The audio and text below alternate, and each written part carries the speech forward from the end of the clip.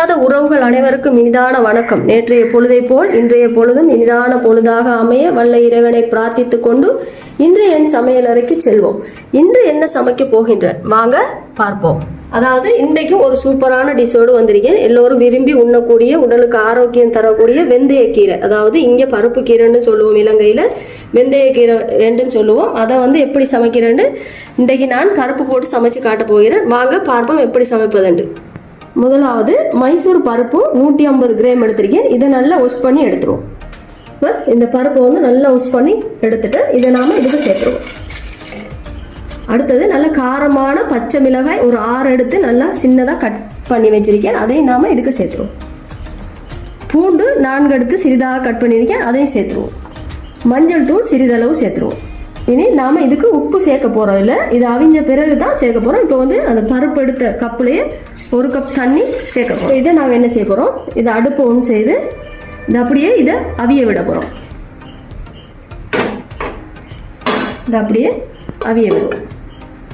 இனி பாருங்கள், பருப்பு லைட்டாக அவிஞ்சிருக்கு. இந்த டைமில் நாம் கீரையை சேர்த்துடணும். நான் இன்னும் உப்பு சேர்க்கலை. பாருங்கள், வெந்தய கீரை சும்மா வடிவாக கந்த பார்த்து வடிவாக நீட்டாக தண்ணியெல்லாம் வலிய வச்சு எடுத்துருக்கேன்.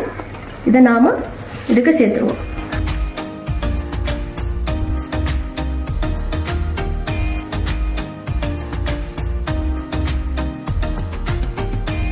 அந்த கீரையோட ஒரு பழப்புளி வித்து எடுத்திருக்கேன், அந்த வித்தையும் இதுக்கு சேர்த்துருவோம். அடுத்தது இடித்த மாசி ஒரு மேசைக்கரண்டி, அதையும் சேர்த்துருவோம். சேர்த்து போட்டு இதை மிக்ஸ் பண்ணி ஒரு 2 நிமிஷம் இதை மூடி வைப்போம்.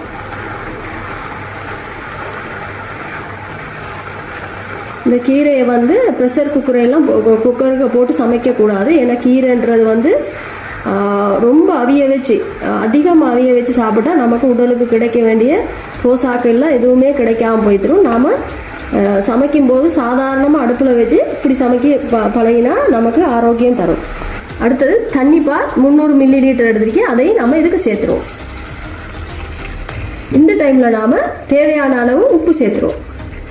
இனி நாம் இதை நல்லா மிக்ஸ் பண்ணி விட்டுருவோம்.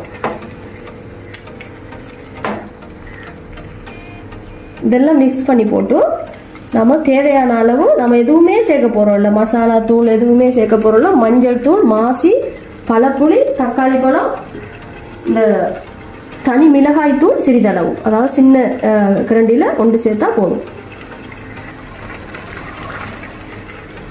இதையும் சேர்த்து போட்டு தக்காளி பழத்தையும் போட்டு ஒரு நிமிஷம் அல்லது 2 நிமிஷம் இதை மூடி வைப்போம். பாருங்கள், பருப்பெல்லாம் நல்லா சொப்டாக அவிஞ்சிட்டு கூடுதலாக இதையும் மைசூர் பருப்பு கெதியாக அவிஞ்சிடும். பாருங்கள்,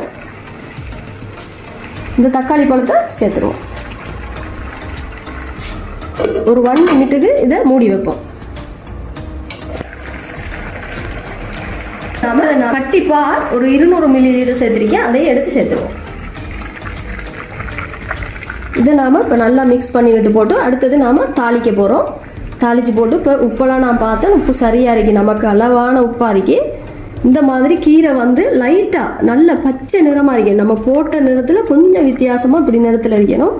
அந்த சத்து தான் நமக்கு உடலுக்கு ஆரோக்கியத்தை தரும். நீங்கள் அந்த ப்ரெஷர் குக்கருக்கு போட்டு கடைஞ்சி எடுத்து அதில் எந்த பலனுமே இல்லை. பார்க்க ருசியாக, சாப்பிட்றதுக்கும் ருசியாக இருக்கும், பார்க்கவும் நல்லா இருக்கும், ஆனால் உடலுக்கு ஆரோக்கியம் தராது. இந்த மாதிரி சிம்பிளாக கெதியாக இப்படி அடுப்புலேயே வச்சு செய்திடலாம். இது கணக்கு நேரம் போகாது, ஒரு 15-20 நிமிஷம் தான் இந்த கறிக்கு டைம் ஆகும்.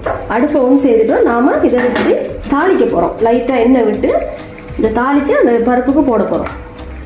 இப்போ இது சூடாகிட்டு லைட்டாக ஒரு 2 எண்ணெய் சேர்த்துருவோம். இந்த அளவுக்கு சேர்த்தா போதும். இதுக்கு கடுகு ஒரு 2 போட போகிறேன்.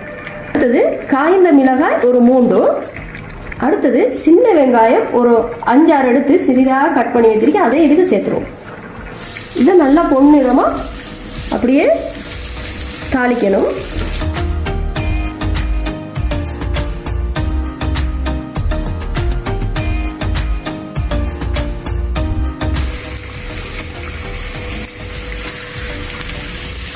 பாருங்கள் எப்படி இருக்கேன்னு. நல்லா பொன்னிறமாக பொரிஞ்ச பிறகு நாம் அப்படியே அங்கால மாற்றிடுவோம். உங்களுக்கு இன்றைக்கு எந்த பொருட்களும் காட்டலை, கீரையை மட்டும்தான் காட்டினேன். அந்த கீரையை மட்டும் காட்டினதுக்கு அடுத்தடுத்த பொருளெல்லாம் உங்களுக்கு அளவு சொல்லியிருக்கேன். அதை நான் அப்படியே வீடியோக்கு எழுதி விடுவேன், நீங்கள் பார்த்துக்கொள்ளுங்க. இது நல்லா இன்னும் கொஞ்சம் பொன்னிறமாக வரணும். பொன்னிறமாக வர அது பிறகு போட்டுருவோம். அதுக்கு இப்போ பொரிஞ்சிட்டு நம்ம என்ன செய்ய போகிறோம், வடிவாக அவ்வளோத்தையும் போடாமல் கொஞ்சமாக இதுக்கு சேர்க்க போகிறோம். ஏன்னா ஒரு டிஷ்ஷுக்கு வச்சு உங்களுக்கு காட்டும்போது மேலுக்கு போடுறதுக்காக நான் மற்றதை வச்சுருக்கேன். பாருங்கள் எவ்வளோ லுக்காக என்ன நீட்டாக இருக்கேன்னு பாருங்கள். கறியெல்லாம் அப்படியே கீரையெல்லாம் அப்படியே இருக்கி பருப்பு நல்லா மை போல் அவிஞ்சிட்டு இனி நாம் லைட்டாக ஒரு 30 செகண்டுக்கு இந்த கறியை அப்படியே இதாக்கி வைப்போம். அது பிறகு ஓப் செய்துடுவோம். இப்போ நம்மளுடைய கறி வந்து ஃபினிஷ் ஆகிட்டு நாம் இனி இதை அடுப்பை ஓப் செய்திடுவோம். கொஞ்சம் ஒரு 5 நிமிஷம் சூடு தணிஞ்சதும் உங்களுக்கு ஒரு டிஷ்ஷுக்கு வச்சு நீட்டாக காட்டுறேன். அது வரைக்கும் வெயிட் பண்ணுங்கள்.